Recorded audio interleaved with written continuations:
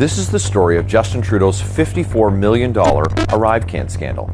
Everyone knows that Justin Trudeau's ArriveCan app has been a total disaster. The ArriveCan app was meant to be a short-term measure. A controversial app and your concerns about your constitutional rights. With the ArriveCan $54 million scandal, we see the government saying things that contradict the facts. Causing massive delays at our airports and costing our economy billions. More and more details are coming out every week exposing a web of liberal corruption and lies.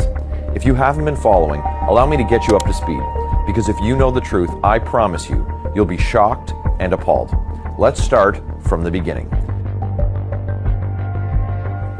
April 2020, ArriveCan was first launched, but it didn't become mandatory until November of that year, requiring Canadians to submit their personal information through this shady app if they wanted to return to Canada after traveling abroad. The problems began popping up immediately. January of 2021, right off the bat, we found out that the app was actually tracking the location data of Canadians, as if the government needs to know where you're going. April 2021, we learned that Canadians living in places like Campobello Island in New Brunswick, who have to drive through the United States to get to mainland Canada, were experiencing massive delays thanks to the app. But it wasn't until the pandemic started to subside and Canadians began traveling again when ArriveCan's problems began to become more noticeable nationwide.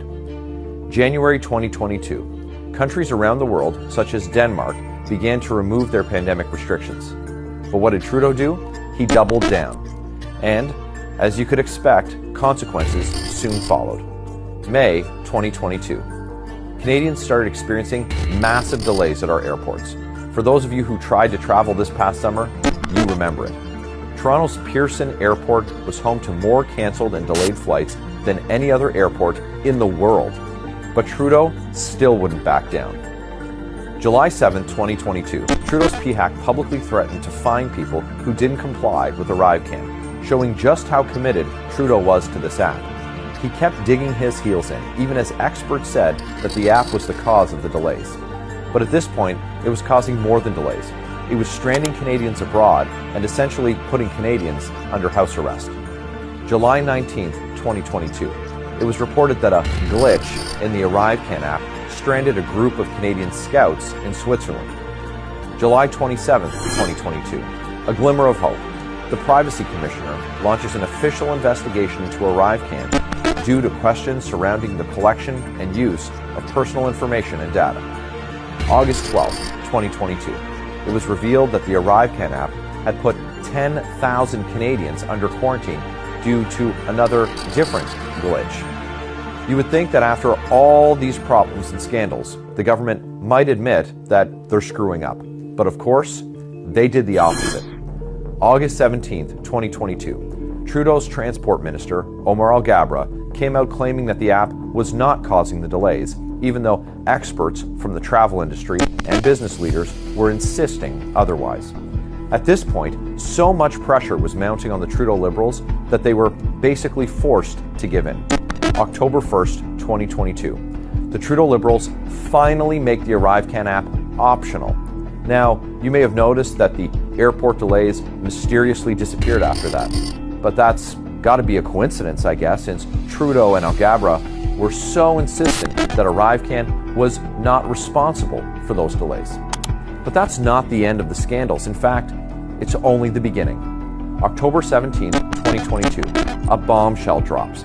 We discovered that while the original cost of ArriveCan was supposed to be $80,000, the app ended up costing you, the taxpayer, $54 million. The Trudeau government tried telling you that this staggering waste of money was normal, but that narrative didn't last very long.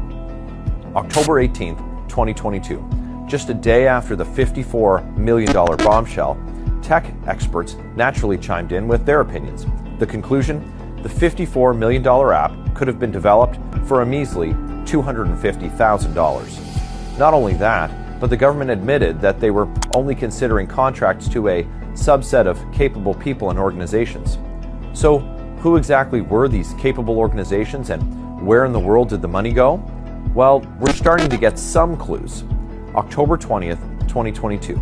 Just a few days after the cost of ArriveCan was revealed, a tech company was supposedly paid $1.2 million to work on the app, despite not only admitting that they never did any work on it, but they also say they never received any payments to work on it either. November 14th, 2022, another company called GC Strategies was revealed to have been the single largest recipient of outsourcing work, but didn't actually help develop the app at all.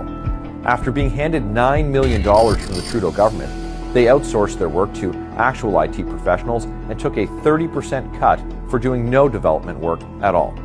And now the Liberals are refusing to release the full list of contractors who worked on the app. The bottom line, we're going to get to the bottom of this. We're going to find out what the Trudeau government did with your money, your data, and your privacy. We're going to find out which Liberal insiders got rich from the $54 million that was spent on this app. If you want to keep the momentum going, share this video to help spread the word. We're going to hold Justin Trudeau accountable, and we're going to do it together.